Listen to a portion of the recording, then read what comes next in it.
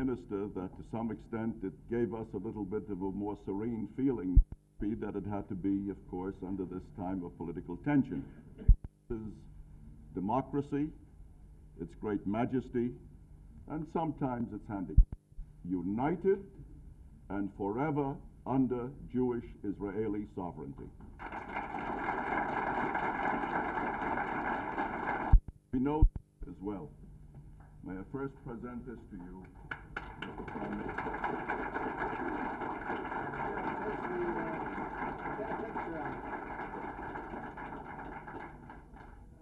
Perhaps you started a new chapter of Aliyah L'Regel from many countries, from, excuse me, the Shakespearean expression, Soros. I will tell you about our national problems on the agenda, because it is important that every Jew and every friend of Israel should know where we stand, what problems we have, how we are going to solve them. So we started with Jerusalem. There is one basis for the peacemaking process in the future, the Camp David agreements. The first part of it was consummated by a peace treaty between Egypt and Israel, a turning point in the annals of the Middle East. We gave for this peace treaty great sacrifices, no doubt whatsoever. But through this effort, we brought, all of us, the three participants, the United States, Egypt, and Israel, brought about a situation in which a state of war which existed for 32 years is now abolished. And after 5 actual wars waged on the battlefield, neighborly relations and normal relations exist between the two countries. The renewal of our statehood meant to redress a wrong done in a people which is unprecedented in the annals of mankind. Forced out from its own land 19 centuries ago, wandering throughout the world, persecuted and humiliated, and ultimately in our own generation physically destroyed. We couldn't live without our own state, government, parliament, army to defend us anymore, for everybody to know and to see.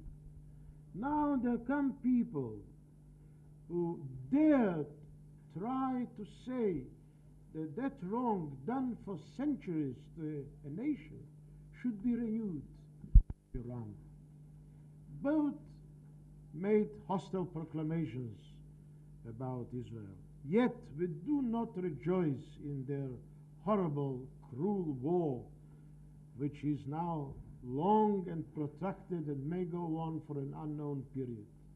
First of all, because from the humanitarian point of view, no man with a heart can rejoice when people fall in battle and there are bereaved families. I read a story from Iraq about a family whose son fell, and it made a deep impression on me. For obvious human reasons, no, we do not rejoice in the fighting of two hostile forces. But then, it is a danger not only to the Middle East, but also to the whole world. However, one myth was exploded to that Iraqi-Iranian war. For many years, some people used to say that because of the existence of Israel, because of the conflict between Israel and the Arab world, there is no real friendly relations between the Middle East and the free nations. And the oil or the oil routes may always be in danger. That myth now exploded completely, and I don't think that ever it can be repeated by any man of goodwill. We don't have anything in common with that war between Iraq and Iran. They destroy mutually their oil installations.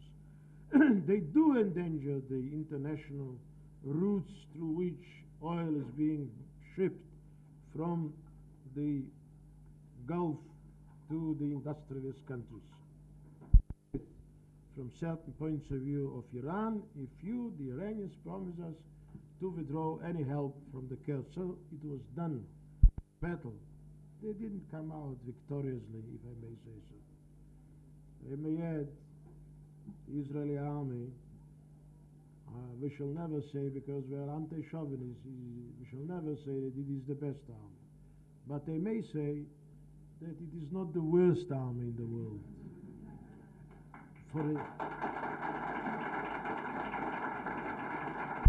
I would like to say that until now I haven't seen a better one.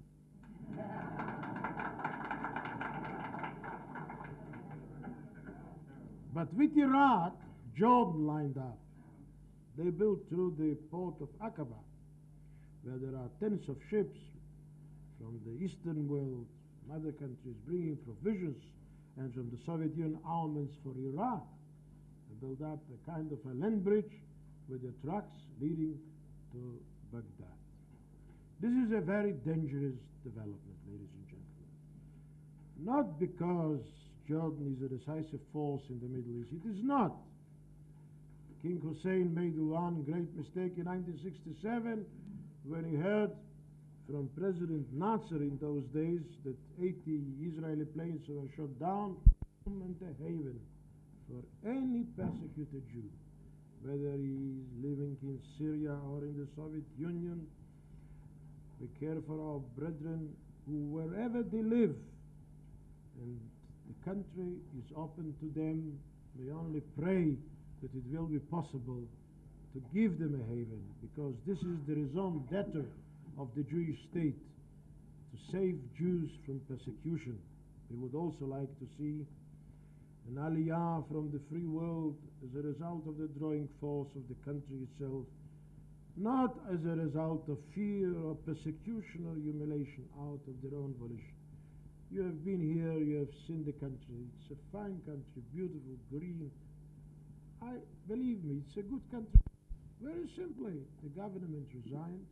The President of the Republic tries to form another government. If he succeeds, so good, for the better. If he doesn't, then Parliament goes to another election. The people will choose the representatives, and there will be a government by the choice of the people.